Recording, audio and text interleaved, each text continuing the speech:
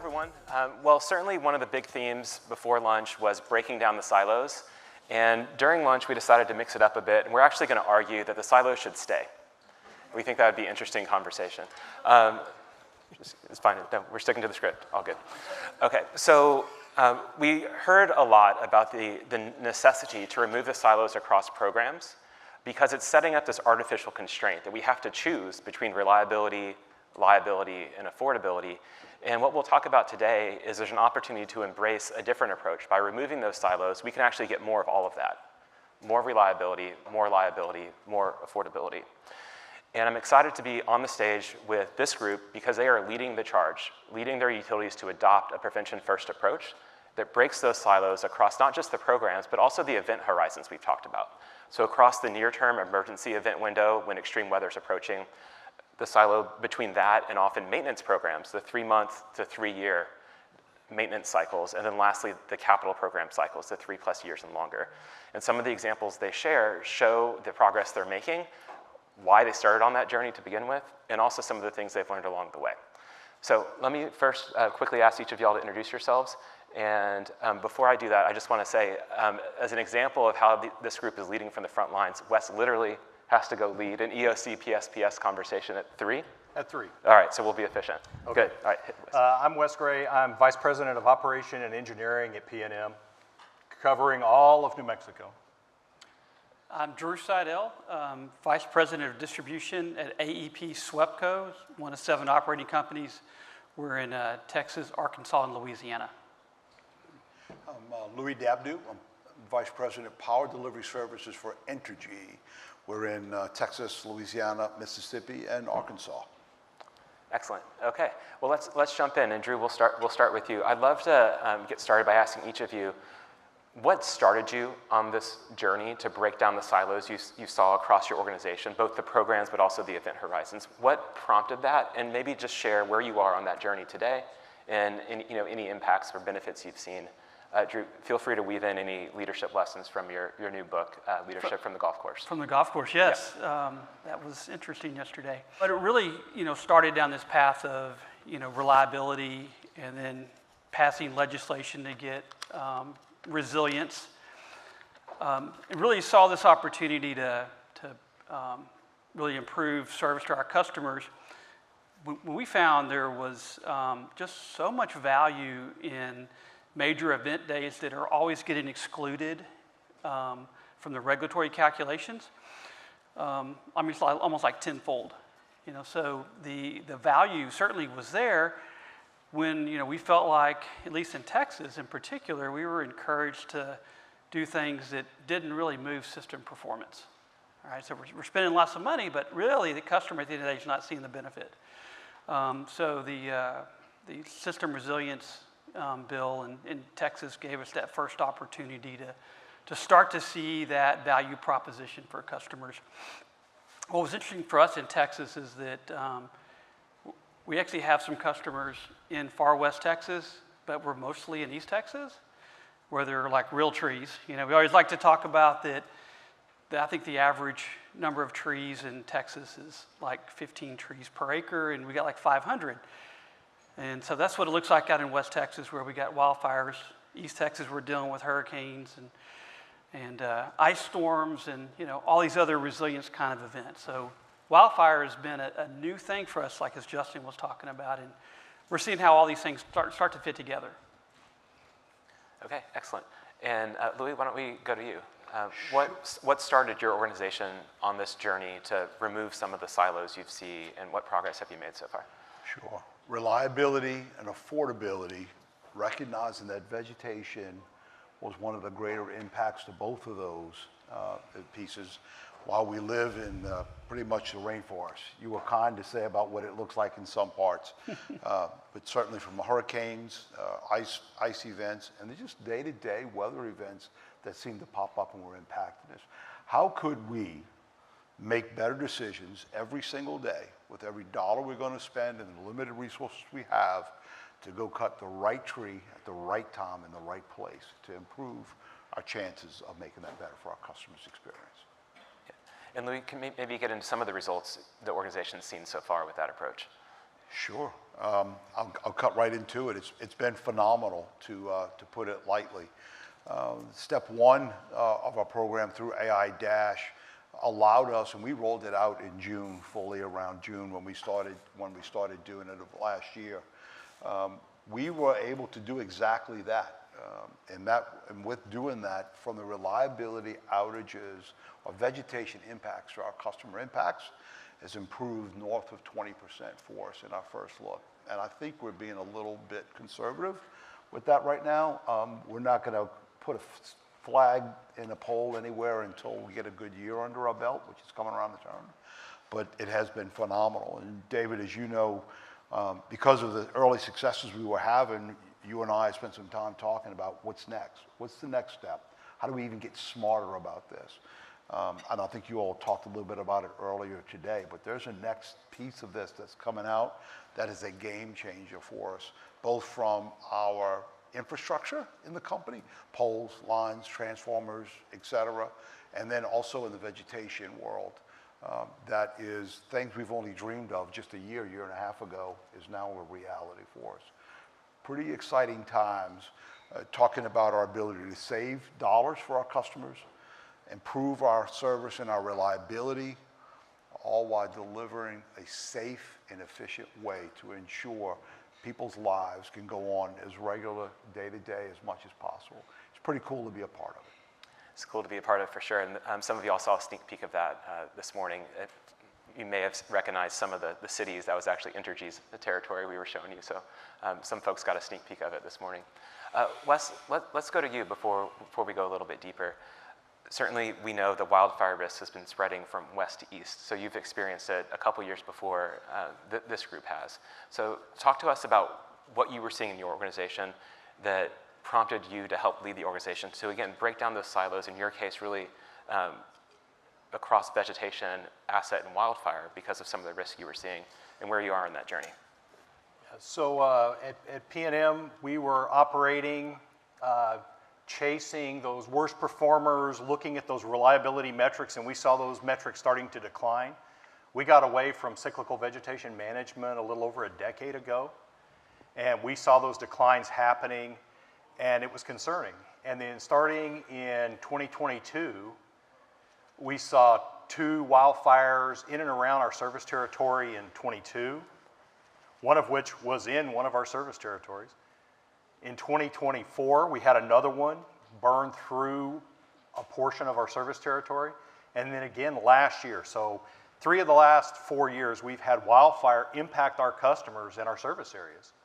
And looking at what we were spending on reliability and trying to do those restoration efforts and rebuild thousands of poles at a time, it's paying off because we deployed AiDASH. We were looking at veg management in just our HFRAs. And much like Louie, we're seeing those same 20-25% reductions in tree safety just by optimizing our veg management, getting out there and being very intentional on where we're trimming, the kind of work we're doing, and it's having great impacts on our system because the reliability is showing the improvements, and that is bleeding over into our customer experience. We saw our customer experience numbers taking a nosedive. And as the reliability goes up, customers are like, hey, these guys are actually making changes, and it's helping us, have better enjoyment of our lives because the power's on, and our reliability numbers are coming up. And so it's just proof that it's value added for what we're doing. Yeah, that's awesome, and we're excited to be a footnote on the progress you're making for your community. Drew, one of the things you said during our prep session is the importance of not just having more data, but making it actionable. I think both Louie and Wes gave some good examples around how this data is being operationalized by their teams. And getting to know you, joking aside on the golf course yesterday, getting to know you, I can tell how data-driven you and your organization are. You were sharing some examples about how you do benefit cost analysis, for instance, and some of the decisions you make.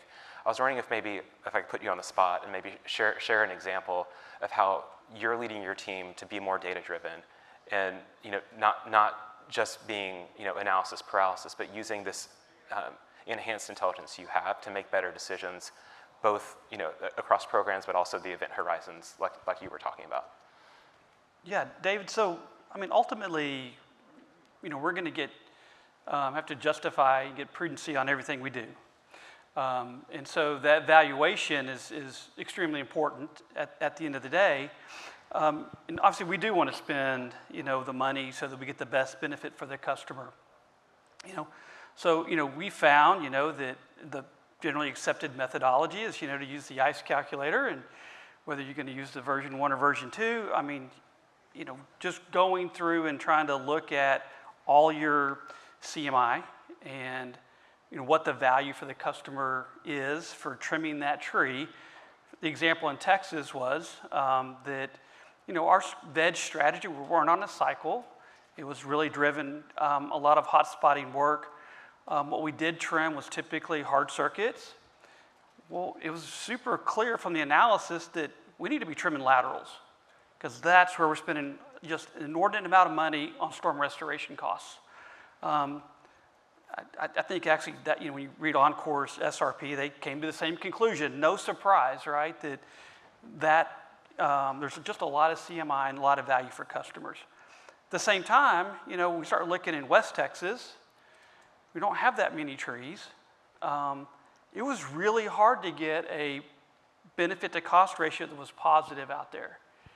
And, interestingly, we had one commissioner that thought that was really important that we did work out there, and we had another commissioner that thought, well, if the BCR is not at a certain level, you shouldn't do it at all. But in fact, we were successful and, able to do work in both jurisdictions. We're kind of in this mode now. Well, we got to start looking at societal benefit and how we're going to, start to justify that other work that needs to be done beyond just reliability. Okay, yeah. The data-driven approach you're taking to make sure the community benefits. I think that's the next step. And I mean, I know the California utilities, are much further down the road. Like if we're going to do work, harden the grid, there's a cost associated. What's that risk buy down look like? That's kind of a new kind of thought process, when everything we've been doing has been, how do we justify reliability improvements? Mm-hmm. And if I could pick on it for a second, because in Texas, there's actually different filings, right, that require you to sort of think about reliability and resiliency and wildfire separately now. Well, absolutely. Yeah. I mean, we'll file a plan in Texas for wildfire mitigation. But what we find is that, the reporting requirements have gotten extremely onerous, pretty much in all of our states, particularly in Texas. So, we got to, when you file a large, system resilience plan and they approve it, there are certain things that they expect that you report on, and that data is critical, that as we're going through and executing that work, we have all that we can give back to the commission, and then at the end of the day, show the benefit. What was the savings that we got, whether it's CMI or storm restoration cost? Yep. And so collecting that data and being able to report it can be very challenging. Even like after Winter Storm Fern, we were asked for some of that information just weeks after the event occurred. How many circuits that we had trimmed, what kind of outage did we see? Right. And I think I'm so glad you brought that up, because a prevention-first approach is not all about avoiding risk in the first place. It's also justifying the actions you took to regulators, the community you serve and collect the rates from. Increasingly, it's insurers and credit rating agencies too. So having the data to justify your decision, to be able to go back in time and say, in 2026, we made this decision for this reason. Here were the benefits the customer saw. So now in 2028, when I ask you for $100 million to do this, I'm standing on solid ground. And that's a great example of how your team's turning that data into the right action. This journey's not all easy, right? It's hard. There's lessons learned along the way. Some of the great lessons learned, the panel that Arun led earlier with the AEP and PG&E really stuck with me. I was hoping that y'all would feel comfortable sort of maybe sharing some of the same. Louie, maybe I'll start down there with you. If if you could maybe go back and tell your younger self some advice based on some things you and the organization have learned the hard way, what would you hope these folks maybe take away from that? Sure. And listen, I guess the punchline, and it also ties into what we talked about today, is what's key to the lessons learned for me. I was extremely fortunate. I will state it, and this isn't bragging, this is the truth. I got to be a part of what I think is probably the best vegetation team leadership this country has to offer. Oh, don't talk to me, talk to Don. He's right over there. Oh, he's here. So I'm glad I didn't say what I really wanted to say. Yeah. So I was blessed with, when I walked in the door a couple of years ago, I had leadership and experience in the team that educated me pretty quickly about, hey, dummy, don't do this stuff. We've been down these roads. Here's our challenges. Here's our issues. Traditionally, and I guess I'll make it at a high road, and Don, that you hear, correct me if I go off course here, but traditionally we were on what we call the 5-year trim cycle plan, right? 20% of our system, we'd try to cut it every year, and every 5 years we'd have cut the entire system. And that's pretty much, you were doing it sort of like you didn't have a better way to do it at the point. Yeah. Now, there was some institutional knowledge that came along with it, et cetera, but it was really ineffective. We really weren't hitting the mark with what we needed to do. Before I walked in the door, you guys had already been partnering up with Don and his team, trying to develop what AiDASH, round one, we'll call it AiDASH, would look like. And I got a briefing on what that could be and what that turned out to look like. And we talked a little bit earlier that in June, we started to be able to deploy that at full scale across the system. We talked a little bit about just the very tip of what benefits we're starting to see. But we instantly changed from going out and guessing, putting our fingers on our nose and pointing out with closed eyes, thinking we're doing the right thing, to actually start knowing and understanding we're going to do the right thing, right? That we understand, listen, we went from 20% of the system every 5 years to, because of AiDASH, we understood some areas didn't really need a whole lot of trimming for 13 years. Some maybe needed it every 2 or 3 years. We understood where trees were getting ready to touch our conductors versus it just, let's go do it anyway. And because of that, here's the big piece, we were able to, I say we, I can't take credit, Don was able to work with our vendors who go out and cut this. Instead of saying, give me a price on this 100 miles of line to go cut and come back and they're gonna go cut that 100 miles whether it needed it or not, he's able to pinpoint exactly what needs to be done. And because of that, we go and we cut our greatest threat and that 100 miles an hour where before we wouldn't have. And now I have dollars to go do a next 100 miles for that same dollar amount and do it. So when we talk about seeing the 20+% improvement, just this initial look, that's one of the key pieces of how we're doing it. We're saving our customers money, making surgical decisions on what we go and do. When you think back, man, we didn't have a clue of what we were doing, comparatively so. It was smart people making the right decisions the best they could with institutional knowledge and education. Now those same people, because of the experience they have, can take the tool, much like if you gave an elephant a football, it wouldn't know what much to do, it couldn't do anything with it. Put the tool, the right tool in the right hands, and we have begun to change the world when it comes to vegetation impacts and how we serve our customers. Yeah, it's awesome. And actually, so we both don't get in trouble. The light was in my eyes. I didn't see you over there, Carl. So shout out to you as well on the Intergy veg. You can't see who's out there. The light is, yeah. That's all right. That's all. Don and Carl. That's it. Yeah. One of the cool things about what Intergy is doing, like you said, putting the information in the hands of the people doing the work. I think there's over 180 people a month that use the application that they use to run the vegetation management program. So they're really removing a lot of silos, not just across the programs, but between the office and the field, right. Enabling the people closest to the work to have the information they need to make the best decisions every day. I'll take it one step further, and I promise you I don't work for AiDASH. From my perspective, this is the first application I've seen in practice in the field when we talk about AI and how it's going to change our world and improve our outcomes, put to the test, and actually come out on top and do exactly what we had hoped and dreamed it would. So this process, I hope to replicate it in many other areas of my business, to be quite frank with you, right? So it's a game changer for us, and I'm looking forward to see when we go to full-scale deployment of Yeah. phase 2. Yeah, me too. All right, we're going to get to that in a couple minutes. Okay. Awesome. Wes, one of the things I've sort of admired about you and your program is, my words, frugal innovation, right? Like we're sitting in California, but your program doesn't have, the California budgets, but you have real wildfire risk, right? And I'd love for maybe you to talk about some of the lessons learned that you've gained along the way as you've built out a wildfire program, learning from others who've come before you, but right-sizing it to your risk profile, but also your budget realities. Yeah, it's been an interesting process. I don't have the kind of staff that Louie does or what is out there in California. I mean, I've got a veg management team of 5. I've got a wildfire team of 2 people running the analysis and trying to feed the various groups for decision making.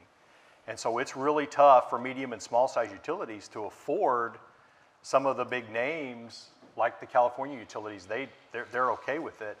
But affordability in New Mexico is always probably the first thing that our regulators look at. With our current regulatory body, they've been great because we've partnered with them. The investor owns in New Mexico, us, Excel, El Paso Electric. We've all heavily engaged with our regulator to talk about it. And then for us, we take this data and we use it to drive what we're doing, not only on veg, but we're moving it into our engineering teams so that we can try to build that resiliency and that wildfire prevention in our engineering programs. So again, trying to leverage those dollars as effectively as you can to reduce your wildfire risk, to improve your resiliency, to protect those customers and communities and provide that value. And so by having those conversations up front and ongoing conversations with our regulator, we've gone in and when we've asked for additional spends for programmatic work, our regulator is like, that stuff is sacred. Yeah, you go ahead because we're showing that value. That those CBIs are there, they're positive, and so that's all I want to see is that, hey, we're working and we're showing improvement. And with that's been huge because for the other programmatic work that's going on, the regulator might not be as engaged with it. But for wildfire, for resiliency, it's been a slam dunk, which is huge. Yeah, awesome. And the regulator angle is so important. And Drew, I want to come back to you here because you operate in 3 states, Texas, Louisiana, and Arkansas, and the regulatory environment in each of those is quite different. I live in Texas as well. I think Texas, it's interesting, people think Texas is like a sort of hands-off, laissez-faire, small government state, and in many ways it is, but I think when it comes to utility regulation, it feels like that's changed a lot over the last couple of years. It has come with more funding, it seems. And so it seems as if y'all are doing a lot of your most innovative work in Texas now, using that, test bed's the wrong word, but using that as kind of a proving grounds, and then taking what's working and applying it to Louisiana and Arkansas.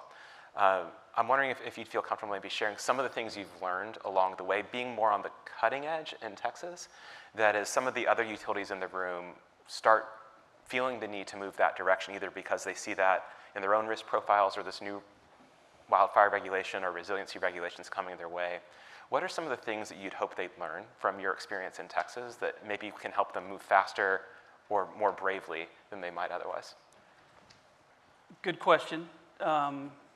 All 3 states, the way the regulatory process works, very different. Yeah. Louisiana couldn't be more different than anybody else, right? So Okay.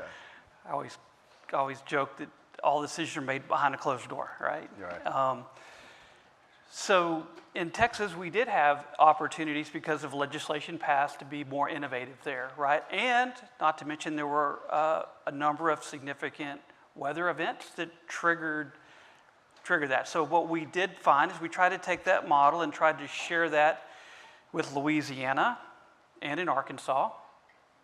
And I guess, it's easy to underestimate how much education is required with commission and staff to get them to understand that when maybe they haven't experienced that or what they experienced was different. Louisiana, certainly they're thinking more about hurricanes, right? And so we got coastal impact. Well, that's not the only impact that you have. In Arkansas, it really was very challenging You know, they wanted to say, well, the ICE calculator, you shouldn't use that methodology. Well, everybody uses that methodology, so, you know, what would you like to use? Just trying to understand the valuation technique that they're comfortable with, that makes sense to them. I mean, when they were saying that, you know, we have, you know, benefit to cost ratios where it's going to be 2, 3, 4 times savings for the customer to do that, to trim that tree, and they push back, you would think it'd be a slam dunk, right? Mm-hmm. So just that work that it takes to make sure they understand that, hey, we're going to do, you know, this is going to show value, and you know, we're going to prove it on the back end to you as well through reporting. But it looks like a rate increase at the end of the day until you factor in all they're going to pay for it one way or the other through storm restoration cost. That's always the challenge, right? Trying to tell that story, and the sooner you tell it, the better. Mm-hmm. You know, reaching out to them proactively, kind of like we were talking about earlier. That's critical, and finding out, you know, who, what do they really want? How do they want to see the data? What analysis are they is going to help them make that decision? Good. So again, another example of really bringing the right data story to the regulators and other stakeholders to justify the decision you want to make, but also the value they got from past investments. You know, and the other thing to think about is like, you know, I'd much rather them say no. You know, I told you this is what it's going to do to get to this level, mm-hmm. and if you say no, well then so what level of reliability do you want? Mm-hmm. You know, are you really saying your customers don't deserve that level of service? And they really don't want to say that, right, at the end of the day. Right, and what I think is so cool about 100%, when you bring like a transparent case like that. Now, what I think is so cool about the technology, we're talking about moving to a more prevention-first approach.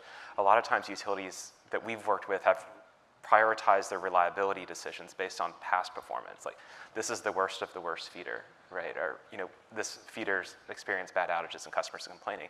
And that's how they maybe will decide to do a capital project or enhance vegetation there. And what each of y'all are doing, and many of the room are doing, is getting more predictive, right? How can we understand the condition of our assets, of the vegetation, and get out ahead of experiencing those first 5 or 10 outages on a circuit before you prioritize it? And that's a great example of the prevention first. Love it. Wes, we have about 8 minutes before you have to go out on the call. So maybe I'll get the last line of questions to you, and if you want to walk off afterwards, you should do it. So closing out, love for y'all to talk about like what's coming next. What are you most excited about in your organization as you've gone down this path of adopting a prevention first approach that breaks down a lot of these traditional silos? It's really a journey, right? You're never really done. You're all off to good starts. You've talked about some of the results you're receiving. What's next that you're excited about? Another good question. You know, that's just it. As we move into this data transition across the board, we're venturing in on AMI for the first time. You know, as other utilities have been here for upwards of 2 decades, finally in New Mexico, we're going AMI. But it's AMI, it's, you know, AiDASH, it's trying to leverage all of this technology as we go through what we call the digital transition and how we leverage that data. And it's fantastic to see an organization start to change its outlook based on data availability. There's no more silos. We were really, really good at a workaround. I mean, the systems we had in place, we were fantastic at working around the system to get things done. And now just with the possibility of what's coming with digital transformation, AI, as we move into those realms, you can see that excitement build, that momentum build. All the way from our field folks up through our engineering teams, everybody is really, really excited about where we're going to go. And really, it's shifting our focus from, as you said, a reliability-based organization into moving towards customer experience. What do our customers think about us? How do they feel? Do they like us? Do they not like us? Anytime there's a rate change or there's large-scale outages, they're not going to like us. But when they have some confidence that we're going in the right direction, all of that stuff sort of drops away, and it doesn't persist within our customer base, and they have some confidence that, hey, we're moving the organization in the right way, we're making the right changes. Awesome. Yeah, building on those victories along the way. Yep. Louie, down to you. Oh, yeah, all right, good luck on the call. See you soon, thanks. There was a point over the last couple of months that you and I spoke more than I talked to my wife. And I have a Post-it note She on. called me and thanked me for that, by the way. All right. You got me. I have a Post-it note on my desk that says make the best decisions every day. So I look at that when you and I talk. I know that's something that you're laser focused on. And in the context of what are you excited about next? What's coming that you're excited about? You were driving your organization to making the best decision every day. Do you mind maybe elaborating on, you sort of hinted what's coming next. Do you mind sort of sharing a bit of that with the group here? What are you excited about? Sure. Now, I'll tell you, it goes a bit beyond vegetation world, obviously, right? We have a significant organization we're blessed to be a part of. And when you have an experience where you saw the impact we have and continue, and we think there's more growing, you start to realize that's really only the tip of the iceberg of what's out there for us as a utility. We are a business that traditionally has run on old school tactics, and I don't mean that in a bad way, I mean in a good way. It's learned behaviors, the way we do it. It's simplified, we got incredible leaders doing wonderful, heroic things every single day.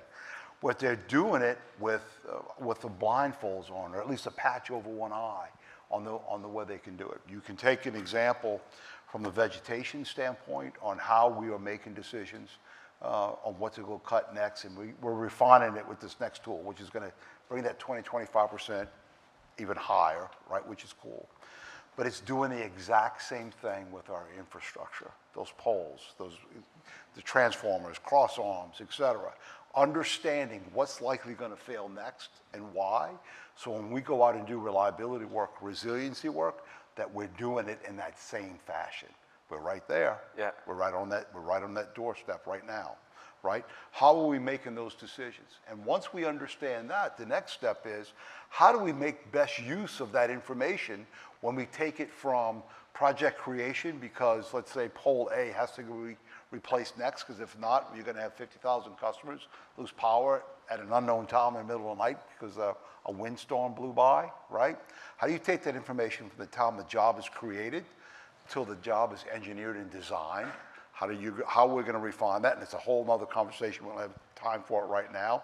Then when you put it into our work management process, which is also part of our group, how do you make sure that you're setting it up at the right time, that the right crew, meaning the right skill set, with the right equipment, the equipment is on job, ready to go, the job doesn't get postponed, and it's delivered on the date that our customer expects us to deliver that service to them, is done with excellence, all lies within inside of these same processes. The world is limitless. I could probably go on for another 5 minutes, not shutting up about the ideas and the things that we're going to be doing over the next several years to change that. The way we did business last year will look nothing like it will next year. Yeah. It's complete a revolution. There's a couple of things going on, David. We're forced to work at a hyperscale right now. We're very fortunate in our area, the growth that's going on because of AI, yeah, because of data centers, because of industrial customers that are coming. The amount of plants that we're building, the infrastructure from a transmission standpoint is just unheard of. When I was a young man in school, we learned about something called the Industrial Revolution, right? That was the big piece, steel, Industrial Revolution that went on in the country. That was the big boom. Then we heard about the dot-com era, right? Silicon Valley, not too far from here. Mm-hmm. That was the big next bus. What's going on right now in the Gulf Coast South area for us is the new Industrial Revolution, the new dot-com. Kids coming up behind us will read about what we all do, everyone sitting in this room today, what we do or don't do with what we have going, the opportunities that lay in front of us. We can't get by doing business the way we've been doing it. We have got to transform this sucker from top to bottom. And we're all going to do it. We are doing it. It's some pretty exciting things. The opportunities that lay at our feet are unlimited. It's whether or not we're willing to take the chances and step out and do it. This is why Louie and I talk so often, more than my wife. Right? Awesome. Yeah, and we're really excited to be on that journey with y'all and be part of the partnership. Drew, I want to give you the last word. As you look ahead, maybe the last word, I might sneak one more thing in. As you look ahead in your organization, again, you're on this journey, right? We've talked a little bit about the roadmap you have in your head. What are you most excited about where your organization is going to be in the next 12 months? So yeah, this is convergence of technology, what Louie talked about. I mean, the ability to really say yes to customers and actually take care of the customer even though they have a problem. That's what we're starting to see already, right? And just being ahead of these things instead of always being behind. I started my career, I spent 25 years in generation, managing power plants, and when I come to distribution, I'm like, man, we are so far behind over here. 30 years ago, we went from this preventive maintenance to condition-based to predictive. And I see that's kind of what's finally happening here. I mean, we had simulators on our plants, and we could run any condition, right? So now we're seeing digital twins come in. So to me, it's that same, of course, the scale of the grid's very different than one plant or multiple units. So I'm seeing that same type of technology being deployed at scale.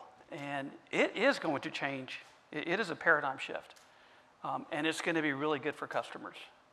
One of the most frustrating things I think that my team has is sometimes we have to go tell a customer we can't do something. And imagine if we can just always say yes and deliver exactly what they're looking for, when they're looking for it, and maybe even deliver what they don't even know they want yet. So that's exciting. Yeah, it sure is.